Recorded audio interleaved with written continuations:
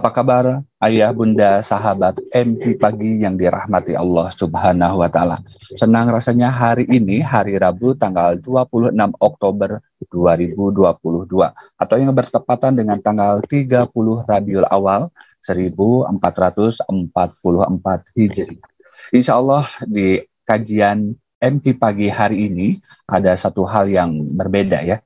Mudah-mudahan ini bisa memberikan inspirasi kepada kita semuanya. Seperti yang sebelumnya disampaikan di awal ya, bahwa insya Allah di pagi hari ini kajiannya kita akan menghadirkan satu tema yang sangat menarik nih, yaitu tanggap bencana di negeri tercinta. Seperti yang ayah bunda sahabat MP Pagi ketahui bersama ya, bahwasanya jumlah kejadian bencana alam di Indonesia tahun 2022 seperti yang dikutip nih dari Badan Nasional Penanggulangan Bencana atau BNPB yang mencatat setidaknya ada 2.788 bencana alam yang melanda Indonesia mulai dari 1 Januari sampai 12 Oktober 2022. Dari jumlah itu, di mana banjir menjadi bencana alam yang paling sering terjadi. Insya Allah di kesempatan pagi hari ini, di MP Pagi tentunya yang kita tunggu-tunggu, yang kita nanti-nanti, kita akan membahas nih bagaimana peranan Darut Tauhid Peduli terhadap tanggap bencana di negeri tercinta. Alhamdulillah di kesempatan pagi hari ini sudah hadir yakni Bapak Andri Adi dan juga Ustadz Nawawi. Kita akan sapa terlebih dahulu Ustadz Andri Adi. Assalamualaikum warahmatullahi wabarakatuh. Waalaikumsalam warahmatullahi wabarakatuh. Sehat Kang Asjun. Alhamdulillah. Gimana Pak Andri Adi, sehat ya? Alhamdulillah. Ustadz Nawawi sehat. Masya Allah. Masya Allah. Baik, Pak Andri Adi, mungkin bisa overview terlebih dahulu ya terkait dengan kebencanaan yang terjadi di Indonesia. Bismillahirrahmanirrahim. Assalamualaikum warahmatullahi wabarakatuh. Allahumma sholli ala Muhammad wa ala ali Muhammad. Rabbi shrah li sadri wa yassir li amri wahlul 'uqdatam min lisani yafqahu qawli.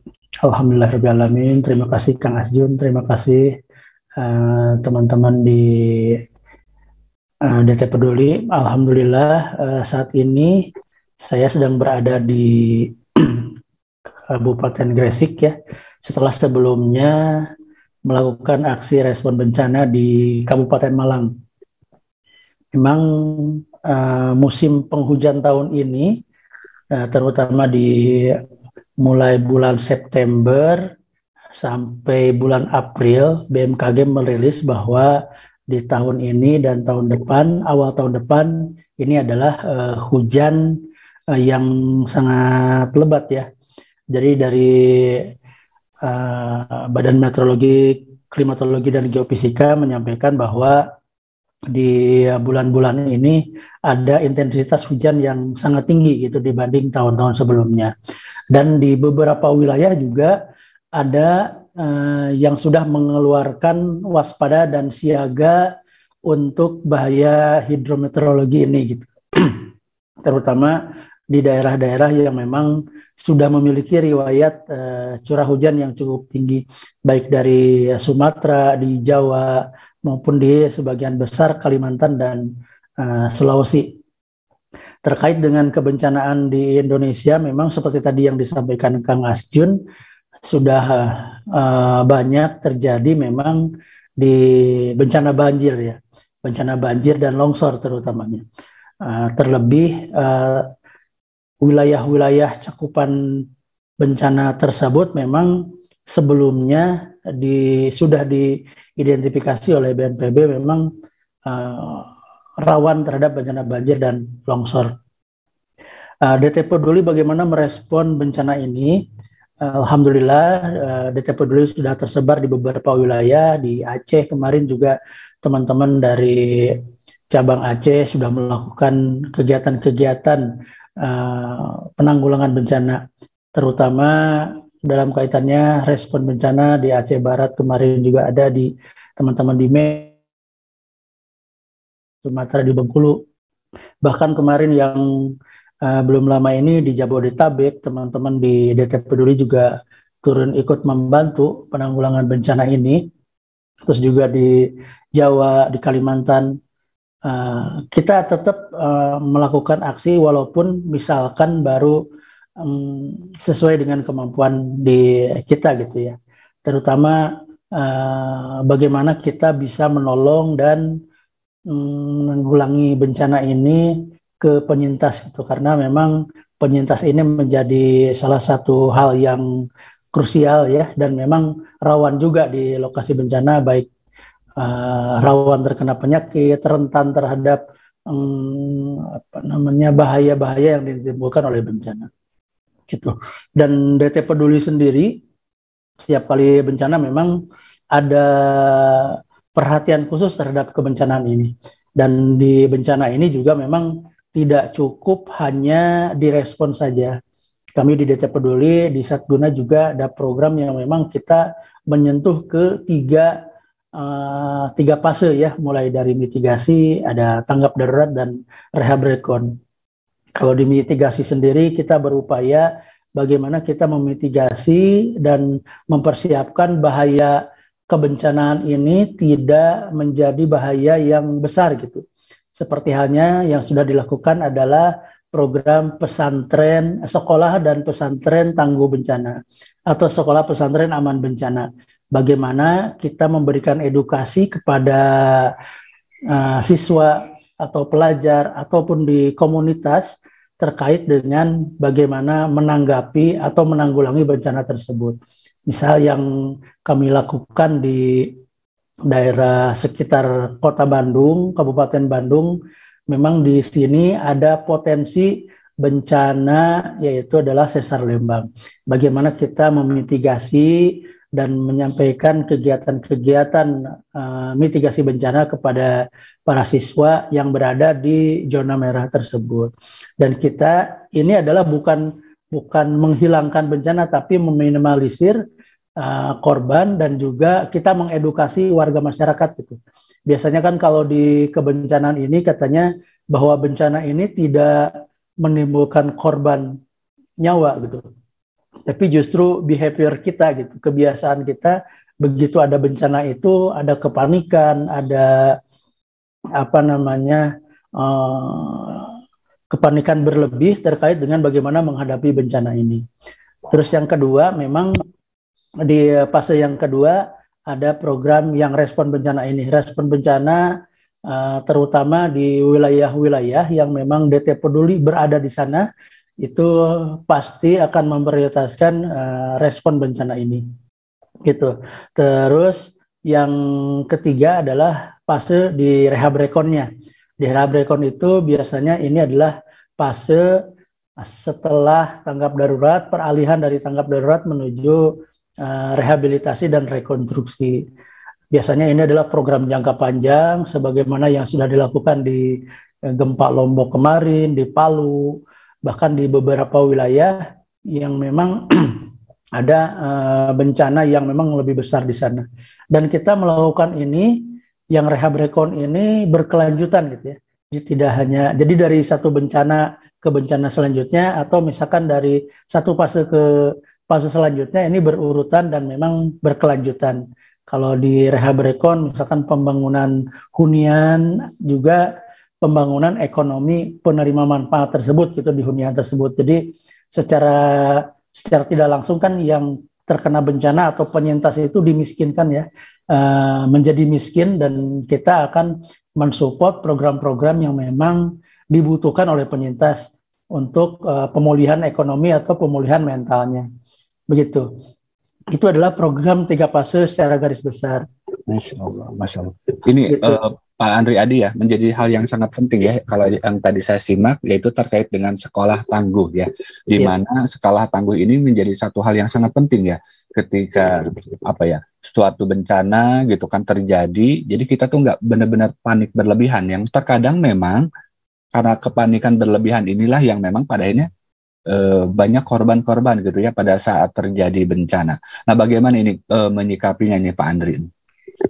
Ya, memang ini adalah sebagai salah satu solusi ya. Solusi, mungkin ada beberapa solusi yang lain. Bagaimana kita mengedukasi warga, mengedukasi masyarakat terkait bagaimana menghadapi bencana. Seperti halnya sekolah aman bencana ini, sekolah pesantren aman bencana ini, di sana diberikan pemahaman terkait bagaimana bencana ini terjadi, bagaimana menanggulangi bencana ini terjadi, bagaimana misalkan kalau terjadi bencana di sekolah, jalur evakuasinya ke arah mana gitu. Jadi memang sudah dipetakan seperti itu, dan juga memang kita berdiskusi juga gitu dengan warga masyarakat atau dengan pihak sekolah tersebut. Dan di SPAB sendiri itu adalah yang ditekankan ada tiga juga gitu, tiga apa sih? Yang pertama memang sistem kebencanaan di sekolah, kita membangun sistem kebencanaan, manajemen bencana di sekolah. Terus juga kita sambil melihat bagaimana konstruksi atau bangunan yang berada di sekolah atau aman atau tidak gitu. Kalaupun misalkan ini sudah terjadi pembangunan yang memang sudah fix, tidak bisa dirubah lagi, tapi kita memberikan masukan, mungkin ada perbaikan-perbaikan kecil gitu. Seperti misalkan kalau sekolah itu pintunya tidak membukanya tidak membuka ke dalam gitu, tapi membuka keluar gitu. Kalau terjadi apa-apa, pintunya macet gitu kan susah kalau misalkan ke dalam, jadi tinggal didobrak keluar. Itu salah satunya. Terus yang terakhir adalah terkait dengan pendidikan. Ya, pendidikan kebencanaan ini setelah kami melakukan pendekatan atau penjangkauan aktivasi ke sekolah tersebut, nanti sekolah itu juga bisa melanjutkan. Jadi tidak hanya dari kami misalkan kita memberikan awalan, tapi tetap ada pendampingan untuk selanjutnya. Seperti itu, Pak Jin. Masya Allah, tabarakallah, sangat penting ya terkait dengan informasi-informasi tentang kebencanaan ini. Dan sahabat MP yang dirahmati Allah Subhanahu wa Ta'ala, di kesempatan ini juga kita sudah kehadiran Ustadz Nawawi. Beliau ini sebagai penyintas dan juga mitra program kebencanaan DT Peduli. Kita akan sapa terlebih dahulu. Assalamualaikum warahmatullahi wabarakatuh, Ustadz Nawawi. Waalaikumsalam warahmatullahi wabarakatuh. Insya Allah. Ustadz sehat ya Ustadz ya? Alhamdulillah sehat. Untuk posisi saat ini ada di mana Ustadz? Posisi di rumah Siti Arjo. Sidoarjo. Baik Ustadz, bisa disampaikan barangkali bagaimana aksi-aksi kebencanaan yang dilakukan oleh tim DT Peduli, termasuk Ustadz ya yang menjadi mitra kebencanaan DT Peduli. Bismillahirrahmanirrahim. Assalamualaikum warahmatullahi wabarakatuh. Alhamdulillah, wassalatu wassalamu ala asrafil anbiya'i wal mursalin wa ala alihi washabihi. Alhamdulillah, pada kesempatan kali ini kami diberikan ruang untuk mengikuti acara Zoom kali ini, dan sebelumnya kami tidak pernah ini memakai Zoom seperti ini. Biasanya video call via WhatsApp. Alhamdulillah pula DT Peduli telah hadir di desa kami, di desa Siti Arjo, Kecamatan Sumber Manjing Wetan, Kabupaten Malang. Dan kami dipertemukan oleh beliau, oleh Mas Andri beserta krunya, yang mana beliau ini sangat support sekali dari tim DT Peduli untuk desa kami. Maka kami ajak keliling hingga ke daerah-daerah yang sangat ekstrim, sangat terdampak sekali. Misalnya di Trate, di Ketumah, di Benturan, banyak kami punya daerah-daerah yang sifatnya pelosok. Akhirnya begitu datang tim dari DT Peduli beserta membawa beberapa kebutuhan untuk dapur umum dan tenaga serta peralatan-peralatan yang luar biasa. Kami mengucapkan banyak terima kasih atas bantuan kepada DT Peduli ini. Demikian Ustaz. Baik, Ustadz Nawawi, bisa disampaikan nih, pada saat terjadi bencana banjir di Malang ya, pada saat itu Ustadz posisi sedang apa dan apa yang Ustadz lakukan nih untuk membantu juga sahabat-sahabat yang lainnya nih terkait dengan kondisi pada saat itu? Oh ya, terjadi banjir di Malang Selatan, yaitu tepatnya di wilayah Sitiarjo ini, desa Sitiarjo ini. Sebenarnya bukan pada hari Senin saja, tapi sebelumnya, yaitu hari Sabtu. Hari Sabtu itu sudah banjir, tapi banjirnya tidak begitu deras seperti kemarin. Banjirnya itu kalau hari Sabtu landai, pelan naiknya, pelan terus hilang gitu. Itu pada hari Sabtu.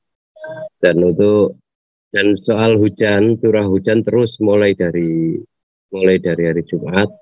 Sabtu banjir itu terus reda sedikit, tidak ada hujan, terus Ahad itu hujan lagi deras, tidak putus.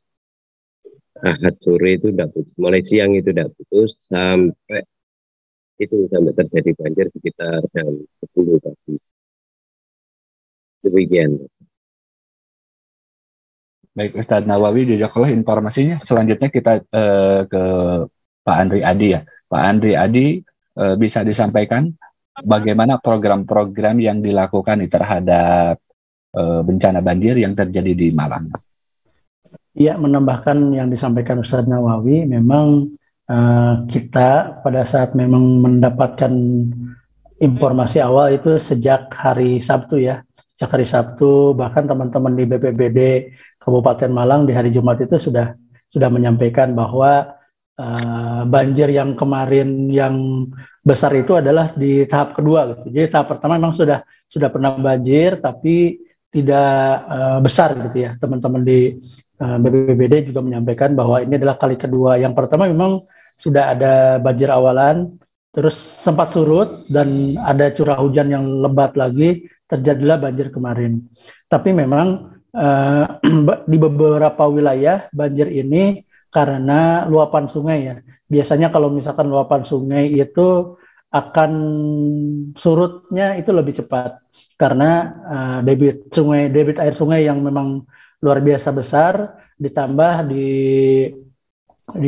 hilirnya adalah menurut analisa dari BNPB adalah terjadi kenaikan gelombang pasang gitu ya di laut. Jadi air itu tetap ada perlambatan masuk keluar ke laut gitu, seperti itu.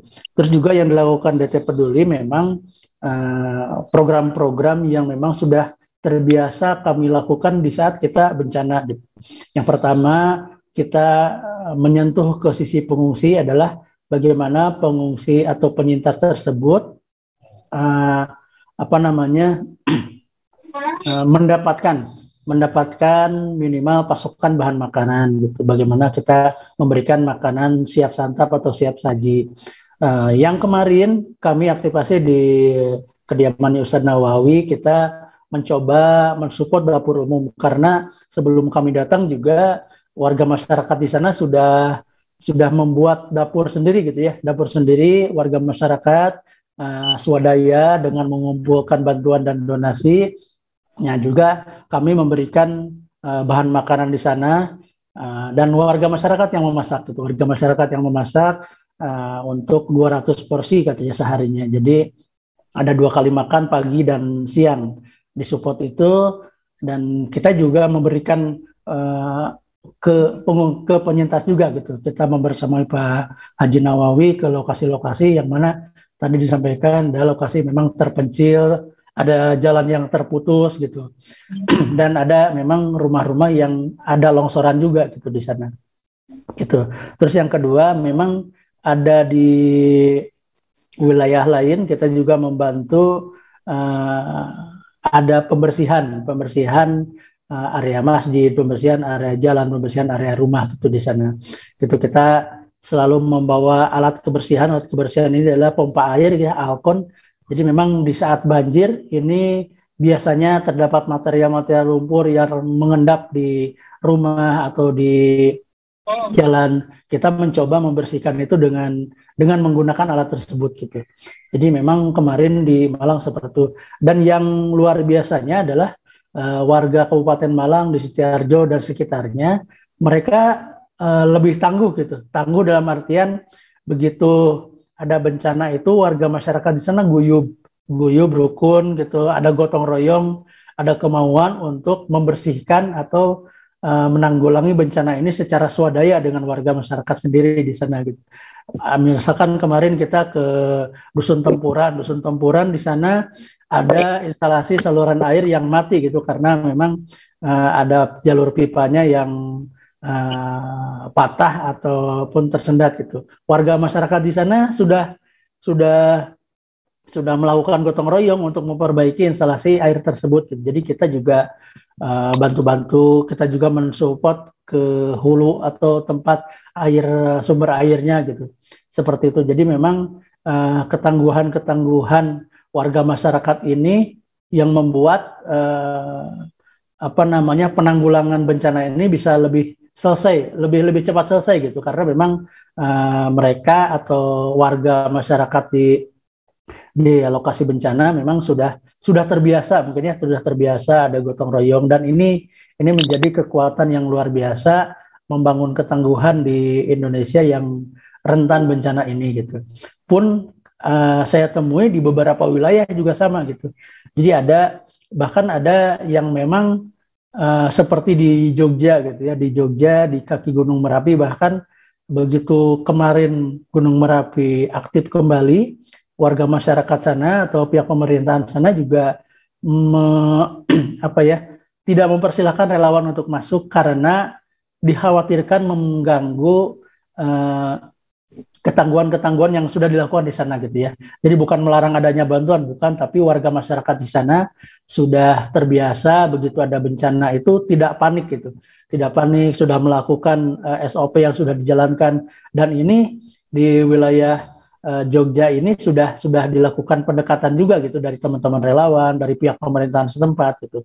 Jadi pendidikan mereka semenjak gunung Merapi kemarin itu meletus sudah dilakukan proses pendekatan bagaimana membangun ketangguhan yang tadi yang disampaikan seperti sekolah itu gitu ya. Ini adalah salah satu memang membangun ketangguhan di warga masyarakat itu. Gitu Kang Asjin. Masya Allah, tabarakallah ya, Pak Andri. Bisa kita bayangkan nih peranan relawan-relawan gitu ya yang terjun langsung di lokasi bencana, yaitu bisa kebayang ya, Masya Allah. Bisa jadi waktu istirahatnya pun memang sangat terbatas nih. Pak Andri Adi nih, bagaimana nih Pak Andri Adi ini menyikapi nih atau alurnya nih ketika ada sebuah bencana kemudian masuk informasinya ke tim Satgana, itu biasanya seperti apa mekanismenya? Sesuai dengan ya standar operasional prosedur di Satguna, bahwa untuk kebencanaan ini memang begitu ada pertama kali bencana terinformasikan gitu ya. Jadi di wilayah manapun yang pertama kali kita lakukan atau teman-teman DTP lakukan adalah bagaimana cabang terdekat itu bisa mensupport atau menjangkau untuk pertama kali gitu ya. Nanti tim lapangan atau tim yang berada di wilayah tersebut bencana terjadi itu melakukan penjangkauan pertama di sana. Di satu sisi memberikan bantuan awal, di sisi lain juga untuk melakukan asesmen awal gitu. Apakah bencana ini bencana besar atau tidak, atau skupnya level daerah atau level nasional atau level wilayah tersebut gitu ya, kecamatan, kota, daerah tersebut. Ya, setelah ada asesmen tersebut, memang itu asesmen mendalam itu tidak cukup sehari dua hari ya, tapi memang untuk kita respon saja, kita bisa dari asesmen tersebut kita muncul berita namanya SITREP, Situation Report, itu bisa dipublish ke kita di pusat, dan kita juga mengadvokasi teman-teman di wilayah, di cabang untuk melakukan hal-hal ini yang akan dilakukan. Tentunya tetap ada koordinasi dengan pihak pemerintah juga, karena pihak pemerintah juga salah satu mitra penting juga dalam kebencanaan ini, terutama dalam menerbitkan surat keputusan misalkan tanggap darurat dan lain sebagainya. Itu terus kalau misalkan dari cabang menyatakan bahwa ini besar dan butuh tim support dari pusat, karena memang banyak aspek gitu ya, banyak aspek kebencanaan yang memang tidak bisa dilakukan sama teman-teman di wilayah. Kita turun, kita membawa satu tim 5 orang dengan satu armada Kita siapkan di tim tersebut ada tim rescue-nya, ada tim dapurnya dari 5 orang itu ya, ada tim asesmen programnya. Begitu nanti kita terjun ke sana, setelah mendengarkan hasil asesmen yang tim pertama itu, ya kita mencoba misalkan melanjutkan apakah program dapur umum, apakah program nanti program bagi sembako, atau keberlanjutan programnya. Program lanjutannya adalah bagaimana apakah penyintas ini membutuhkan bantuan hunian atau tidak gitu. Kita akan tetap dianalisa, kita juga koordinasi dengan lembaga sejenis ya. Kita juga kita ada sebuah komunitas juga, ada forum juga, forum zakat. Kita tetap berkoordinasi dengan beberapa teman-teman di lembaga zakat gitu. Ada forum zakat dan juga ada organisasi kemanusiaan yang lain seperti Humanitarian Forum Indonesia. Kita terkoordinasi di sana, bahkan di keluarga HFI ini kita ada joint assessment gitu. Joint assessment yang mana joint assessment ini bisa dipakai dan diadopsi hasilnya untuk kepentingan buat BNPB, kita support pemerintah juga gitu. Jadi kita tidak kerja sendiri Kang Asjun, karena memang kebencanaan ini tidak cukup ditanggulangin sendiri gitu ya. Bahkan kemarin seperti kemarin yang Semeru juga kita kolaborasi juga dengan pemerintahan, dengan lembaga-lembaga yang lain, terutama misalkan untuk pembangunan hunian. Misalkan di sana huniannya butuh 1.000 atau 2.000, kan kita juga terbatas ya resource-nya. Kita kolaborasikan dengan lembaga lain. Bahkan pemerintah juga welcome untuk menanggulangi bencana ini secara bersama-sama gitu. Seperti itu Kang Asjun. Baik. Masya Allah, tabarakallah, memang betul sekali ya. Artinya sinergi ini adalah saling menguatkan. Tentu sebesar apapun masalah ujian yang dihadapi, ketika sinergi ini akan menjadi satu kekuatan. Bagaimana masalah yang dihadapi ini bisa tertanggulangi dengan cepat, yang terpentingnya. Baik, Ustadz Nawawi. Selanjutnya Ustadz Nawawi bisa disampaikan nih Ustadz, bagaimana program-program yang digulirkan oleh DT Peduli di Malang ini Ustadz? Alhamdulillah, DT Peduli ini sangat, ya sesuai dengan namanya, sangat peduli sekali. Ketika beliau datang bersama kru memberikan bantuan-bantuan kepada kami untuk masalah dapur umum, untuk masalah penyalurannya, penyaluran nasi bungkus untuk 300, kami setiap hari 300, membuat 300 nasi bungkus dan kami bagikan ke beberapa pelosok ya terutama yang terdampak sangat parah, terutama di dusun Rawoterati. Namanya Rawoterati termasuk Sitiarjo, cuma masuk dalam wilayah Sitiarjo, cuma dukuhnya itu Rawoterati. Kalau di tempat kami dukuhnya Sumberempang. Nah itu termasuk Sitiarjo. Di Rawoterati itu memang sangat parah karena semua air yang dari Sitiarjo itu mengalirnya itu ke sana. Kalau di Sitiarjo itu misalnya 50 cm, di Rawoterati bisa 2 meter lebih ketinggian airnya. Dan waktu itu memang di Sitiarjo hujannya cukup lebat, juga di wilayah sekitar Sitiarjo itu hujannya cukup deras sekali. Karena Sitiarjo ini kan seperti mangkok, nah Sitiarjo itu ada di tengah-tengah mangkok yang dikelilingi oleh gunung-gunung itu, sehingga jika hujan di sekitar Sitiarjo, maka airnya akan mengumpul di wilayah desa Sitiarjo, terutama daerah Rawoterati, itu sangat parah sekali. Dan untuk wilayah-wilayah pegunungan, artinya yang di pinggir-pinggir gunung itu tentu banyak terjadi hal-hal yang longsor. Kemarin waktu itu ini Kang Andri ini mau saya ajak ke Duku Kelaka, tapi kami nggak berani karena katanya jalannya itu longsor terus. Memang struktur tanahnya itu beda, kurang kuat, sehingga diguyur oleh hujan, maka akan sangat rentan sekali terjadi longsor. Jadi akhirnya kami sampailah di dusun Kedung Mas. Waktu itu ada musola yang diterjang oleh longsor dan beberapa rumah yang ambruk. Ada lagi yang tertimbun, rumah yang tertimbun, dan alhamdulillah oleh warga pun dievakuasi bersama tim kami, PT Peduli. Peduli memang sangat peduli sekali, alhamdulillah. Alhamdulillah. Begitu Bang Ajun. Masya Allah, Masya Allah. Baik Ustadz Nawawi, bisa disampaikan juga nih, ketika ada rekan-rekan dari DT Peduli gitu langsung datang ke lokasi bencana, dampak apa yang dirasakan oleh masyarakat di sana Ustadz dengan kehadiran DT Peduli? Alhamdulillah, warga kami ketika masa memang kami memakai rumah kami untuk markas dakwah, dan tetangga kami walaupun non muslim itu sangat support terhadap kami ketika melakukan atau membuat dapur umum. Waktu itu ini Kang Andri belum datang, ini sudah support warga-warga saling membantu. Begitu timnya Siti Peduli datang, alhamdulillah supportnya luar biasa. Saya katakan kepada warga kami bahwa ini dari Bandung. Jadi kaget semua gitu loh. Jauh sekali dari Bandung gitu.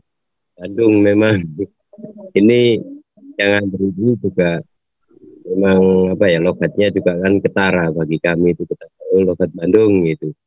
Sehingga orang-orang ya cukup kaget sekali sampai dari Bandung itu datang, bayangkan betapa pedulinya beliau, betapa pedulinya mereka tim PT Peduli itu terhadap kami yang terdampak banjir di desa Sitiarto. Seperti itu, luar biasa. Masya Allah. Artinya ini juga Ustadz ya yang dirasakan oleh masyarakat yang ada di sana, bahwa mereka itu nggak sendiri gitu ya. Ada kami dari DT Peduli yang insya Allah selalu menjadi bagian dari apapun yang terjadi di sana. Baik, Pak Andri Adi nih, kalau berbicara terkait dengan kebencanaan, bagaimana nih langkah-langkah dari Satguna ya, Santri Tangguh Bencana Indonesia ya? Bagaimana langkah-langkah yang dilakukan oleh tim dari Satguna di lapangan, Bang? Ya, menjelaskan kembali memang Satguna adalah Santri Tangguh Indonesia yang memang mempunyai beberapa skill terkait dengan penanggulangan kebencanaan. Hanya beberapa ya, jadi melengkapi juga. Kami bukan tim yang seperti Basarnas.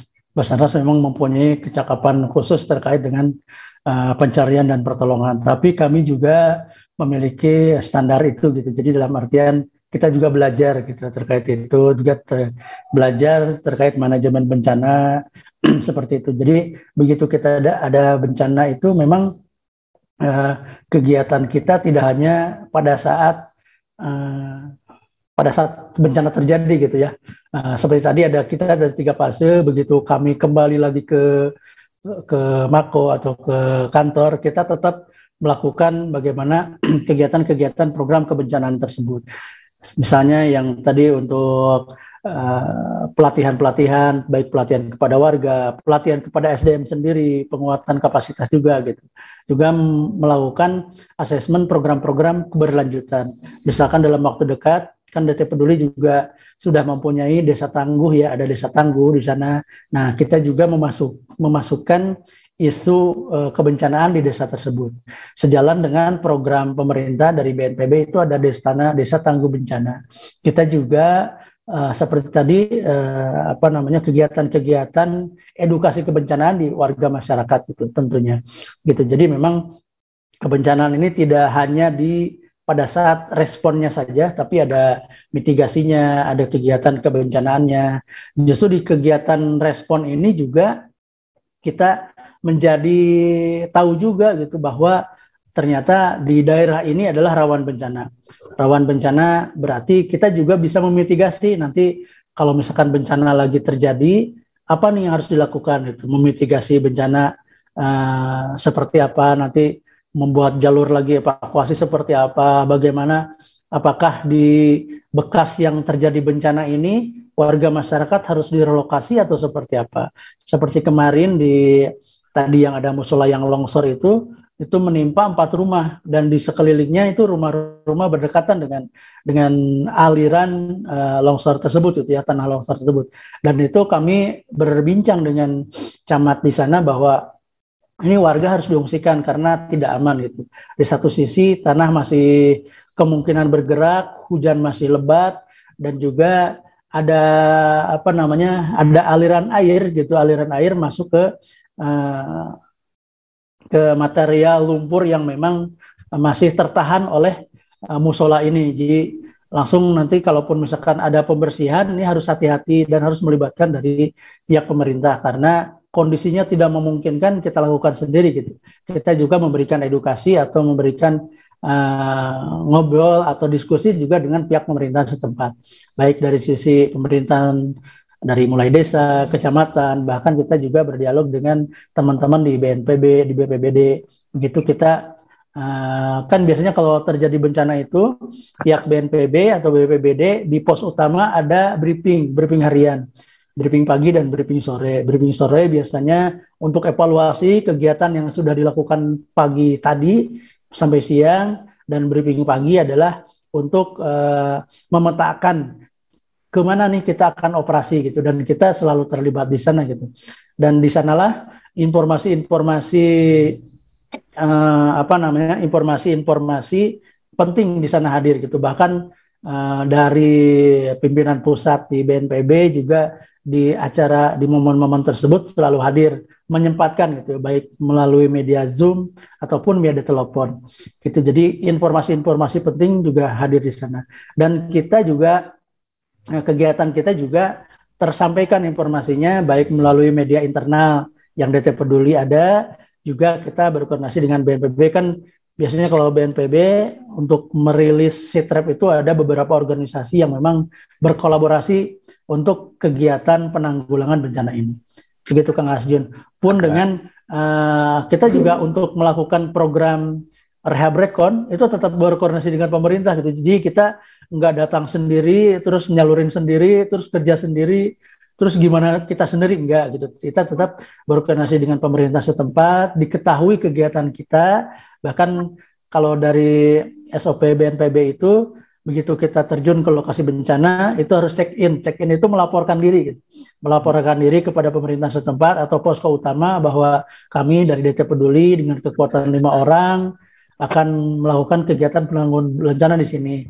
Misalkan kegiatan rencana akan berapa hari, misalkan 1 pekan, kegiatan apa yang akan dilakukan itu tercatat. Bahkan ada nomor resmi juga begitu kita melakukan kegiatan, kita melaporkan ke BNPB atau di grup, ada kemarin tuh kita grup WhatsApp biasanya ya, atau melalui POM 5W gitu, what, where, when, kayak gitu. Jadi kita melakukan pelaporan juga gitu agar kegiatan kita juga terdokumentasikan di pemerintahan setempat. Baik, Masya Allah, tabarakallah. Baik, izin juga ya Pak Andri Adi dan juga Ustadz Nawawi, kita akan buka live interaktif juga. Silakan bagi ayah bunda serta sahabat MP Pagi yang ingin bertanya seputar hal-hal yang tadi disampaikan oleh para narasumber kita. Silakan bagi sahabat MP Pagi yang menyimak melalui aplikasi Zoom, pertanyaannya bisa langsung ditulis di kolom komentar. Bagi sahabat yang menyimak melalui sosial media DT Peduli atau di AA Gym Official, silakan bisa bertanya langsung di kolom komentar atau di kolom chat. Baik, kami persilakan kepada Bunda Yuniarti dari Bandung. Silakan Bunda, boleh diaktifkan mikrofonnya Bunda.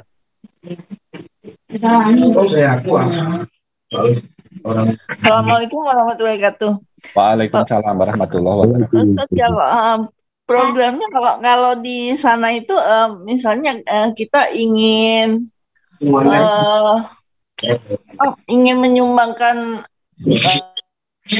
kayak seperti buku atau barang yang masih layak dipakai, itu kita bisa dikirimkan nggak Pak Ustadz? Atau bagaimana sistem di sana gitu Pak Ustadz? Baik, terima kasih Bunda Yuniarti. Boleh Pak Andri Adi dibantu ditanggapi bagaimana nih untuk pola bantuan gitu kan ya, seperti barang-barang layak pakai atau buku atau bahkan makanan dan sebagainya. Seperti apa mekanismenya untuk penyerahan bantuan?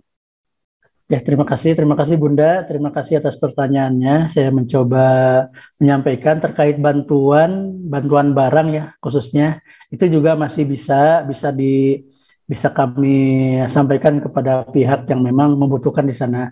Tapi memang ada untuk yang pakaian layak pakai ada akad tersendiri mungkin ya Bunda, mohon izin apabila misalkan karena di lokasi itu kadang ditemukan bahan atau pakaian layak pakai itu menggunung-gunung gitu ya, tidak terpakai. Apalagi kalau di banjir itu kadang kan warga masyarakat juga melihat bahwa ini mah bekas gitu dan sebagainya. Mohon izin juga mungkin ada akad tambahan di tidak hanya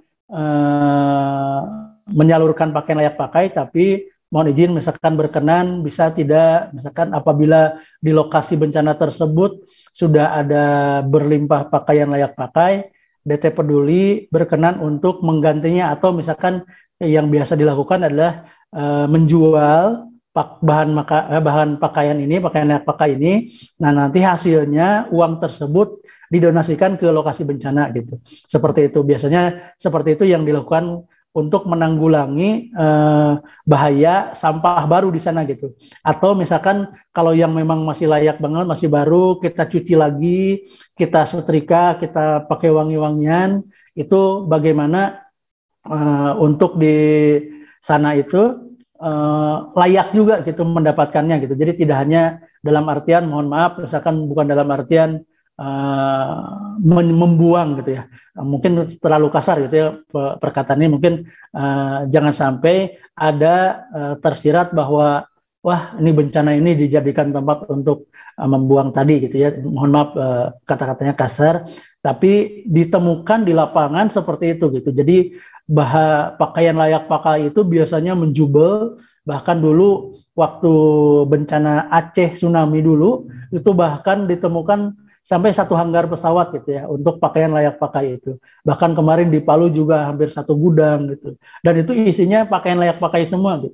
Nah, kita juga mencoba, bahkan teman-teman di wilayah, di cabang mengedukasi teman-teman, mengedukasi para donatur yang ingin menyumbangkan pakaian, disilahkan, tapi alangkah lebih baik pakaian tersebut misalkan dicuci dulu, disetrika dulu biar wangi, agar penyintas juga bangga memakai pakaian tersebut. Atau misalkan berkenan nanti kami misalkan menjual pakaian layak tersebut agar nanti misalkan uangnya tetap digunakan untuk penyaluran bantuan ke sana.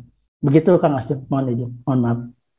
Baik, terima kasih Bunda Yuniarti dan juga Kak Andri yang sudah menjawab ya pertanyaan dari Bunda. Memang betul ya, izin menambahkan bahwa realita di lapangan bisa jadi jangan sampai bantuan yang niat kita baik gitu, ingin membantu, hanya saja karena tidak sesuai dengan kebutuhan yang ada di lapangan, malah bisa jadi mungkin nambah musibah baru kali ya Pak Andri ya. Contoh kayak tadi baju layak pakai gitu ya. Memang niat kita baik, ingin memberikan bantuan baju layak pakai, ternyata memang di lokasi itu udah overlap gitu, bahkan sampai menggunung-gunung gitu ya, sampai berjubel dan sebagainya. Nah, mudah-mudahan nih dengan adanya kolaborasi seperti ini, jadi kita paham nih kebutuhan apa yang memang benar-benar dibutuhkan oleh masyarakat di lokasi bencana, sehingga bantuan kita itu tepat guna dan tepat sasaran gitu ya. Baik, dari Ustadz Nawawi, barangkali Ustadz ada yang ingin ditambahkan atau ada yang ingin disampaikan? Ya, iya betul, terkait dengan baju-baju atau pakaian layak pakai, pakaian bekas, itu kami sering sekali mendapatkan kiriman yang katanya baju layak pakai, ternyata astagfirullah, ternyata itu enggak layak pakai. Banyak sekali kami sering menerima itu, sehingga ya dengan terpaksa kami buang. Saya pikir gini, enggak jauh-jauh dari Malang Kota atau dari datang ke Sidiarto dengan perjalanan yang cukup jauh, memakan waktu hingga 3 jam. Sampai di sini pakaiannya itu nggak bisa dipakai, robek, ada yang kotor, rutu, jelek dan lain sebagainya. Ya kalau memang di sini hanya untuk tempat sampah, saya pikir gitu. Maaf, bukan kami meminta yang lebih, cuma saya itu kasihan. Mengemasnya pun kasihan. Terus ngangkat ke mobil kasihan. Emang tenaganya gitu. Kasihan. Dari dikemas, diangkat ke mobil jauh, dibuang ke Sitiarto. Mending dibuang yang terdekat. Kita sampah di Malang atau di yang dibawa ke Sitiarto. Dan itu kami sering, tapi kami nggak berani terus terang.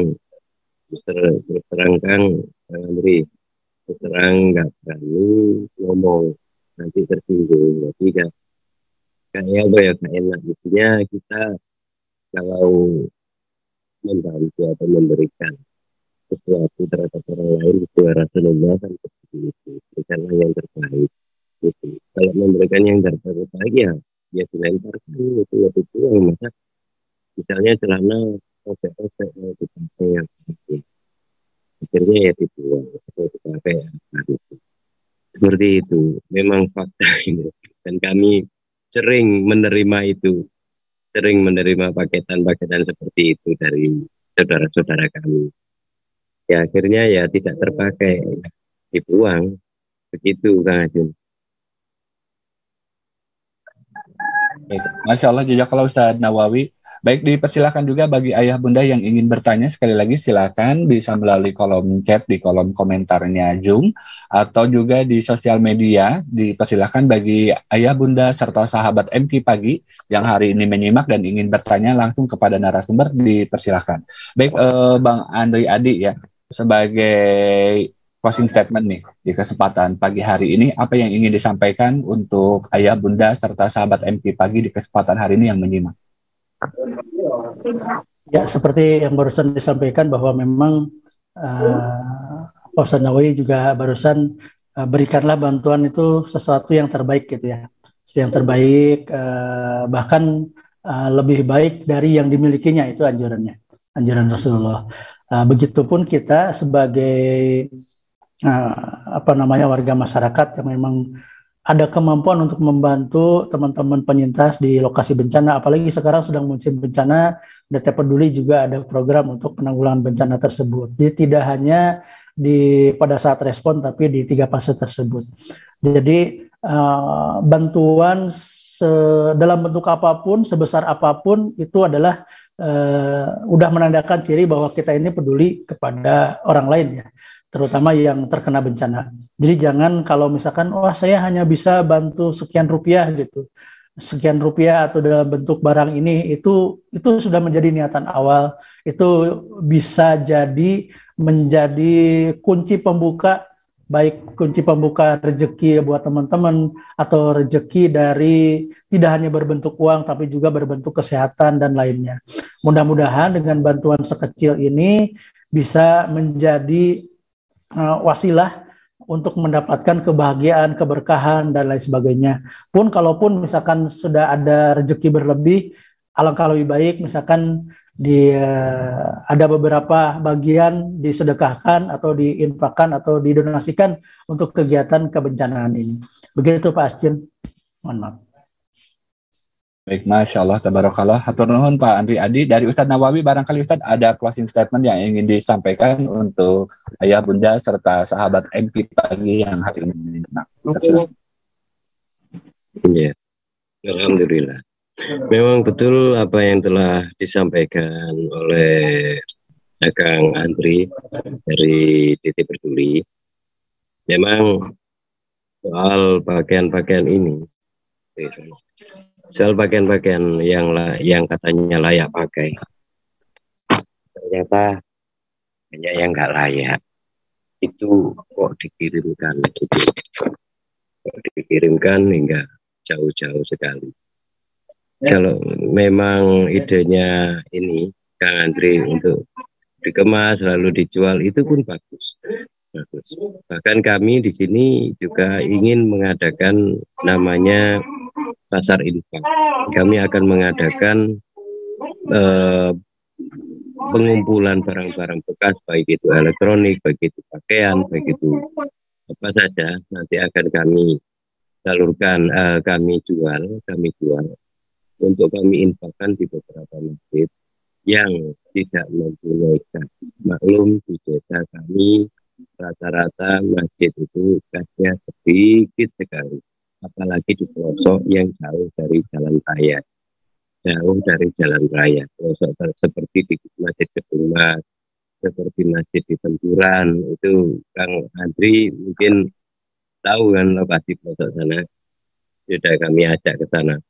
Itu jauh dari jalan raya, sehingga jauh dari jangkauan orang-orang yang ingin berdonasi. Disitulah pergerakan kami tidak mengincar daerah-daerah yang ramai, tapi kami bergerak di daerah-daerah yang pelosok, yang kiranya tidak ada tersentuh oleh bantuan apapun di sana.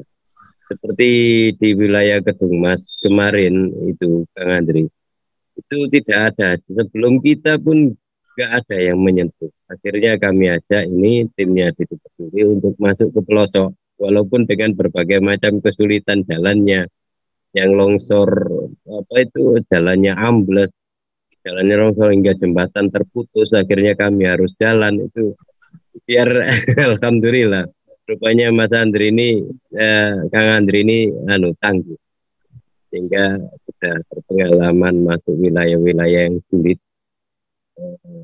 sampai jembatannya itu ambruk sehingga oleh warga diganti sama kayu. Itu Kang Andri kami ajak ke sana sampai meluncur ke lokasi. Memang di sana itu banyak masjid-masjid yang kasnya itu memang nol, terus terang seperti itu. Makanya kami ingin mengadakan pasar infak, yaitu menerima barang-barang bekas yang layak dipakai, terus kami jual kepada warga dan uangnya untuk kami salurkan ke beberapa masjid yang kasnya kosong, seperti itu. Demikian. Baik, terima kasih Ustadz Nawawi. Ini Bang Andri, izin ada pertanyaan nih Bang dari kolom chat. Assalamualaikum warahmatullahi wabarakatuh. Izin bertanya, perihal joint need assessment itu seperti apa Pak Andri? Mohon penjelasannya. Alhamdulillah, terima kasih Kang Asjun, terima kasih Kang Jin. Juga Bunda Tretri ini salah satu pembina kami di HFI. Beliau dulu di Kementerian Sosial juga dan orang KPAD. Jadi saudara sendiri gitu. Jadi Bunda ini luar biasa. Sampai saat ini masih terhubung gitu, alhamdulillah. Memang joint need assessment ini adalah sebuah tools ya, mungkin salah satu tools untuk bagaimana si assessment ini kita kolaborasi dengan lembaga lain. Di keluarga HFI ada 19 lembaga yang memang itu lembaga lintas agama gitu. Jadi kita tidak hanya di lembaga muslim aja, tapi ada non-muslim juga di sana. Kita joint need assessment di sana, kita kolaborasikan potensi-potensi kita untuk melakukan assessment di suatu lokasi bencana tersebut gitu. Kemarin pada saat workshop itu ada sekitar 80 sekian item pertanyaan yang disampaikan untuk asesmen tersebut gitu. Itu sudah meliputi beberapa klaster ya, ada klaster NPL, klaster WOS, ada klaster shelter dan pengungsian dan pertolongan gitu. Itu juga sudah masuk ke sana. Diharapkan dengan adanya joint need assessment ini tadi kebutuhan warga masyarakat di lokasi bencana itu tersampaikan. Dan bantuan kita, seperti tadi disampaikan Bu Tetri di chat juga, bantuan kita juga sesuai kebutuhan warga masyarakat di sana gitu. Jadi tidak memaksakan karena kita ada bantuannya ini, kita memaksakan karena keinginan kita, bukan gitu. Jadi bencana atau bantuan bencana ini sesuai keinginan mereka gitu. Jadi tersampaikanlah joint need assessment ini, nanti hasilnya baik untuk dikonsumsi lembaga kita, juga disampaikan kepada pemerintah, terutamanya terkait dengan kebutuhan di lokasi bencana untuk penyintas juga. Seperti itu. Jadi nanti juga dari joint assessment ini nanti akan dipetakan tuh. Jadi pada saat bencana ini nanti untuk proses rehab rekonnya seperti apa, nanti warga masyarakat ini setelah mendapat apakah butuh penghunian atau tidak, terus nanti ekonominya seperti apa, nanti akan terpetakan di sana. Jadi teranalisa dengan baik, ada tim tersendiri yang mendevelop ini dari teman-teman HFI, Humanitarian Forum Indonesia.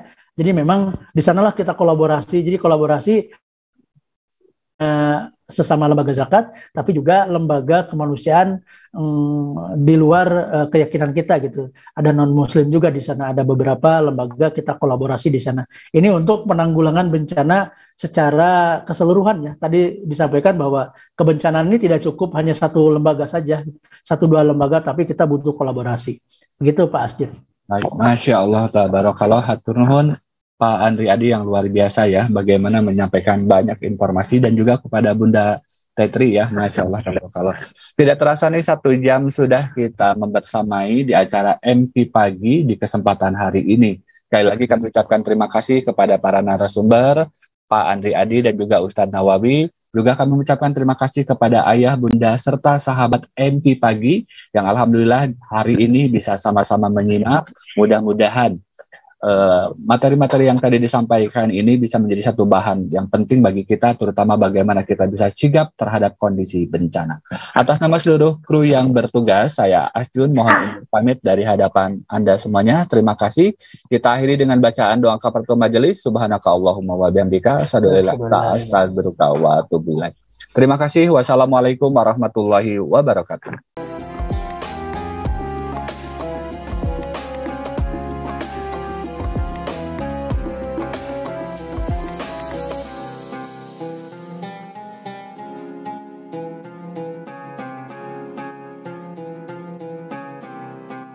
Jangan lupa, sobilah sekalian, terus berlangganan di Darut Tauhid Official.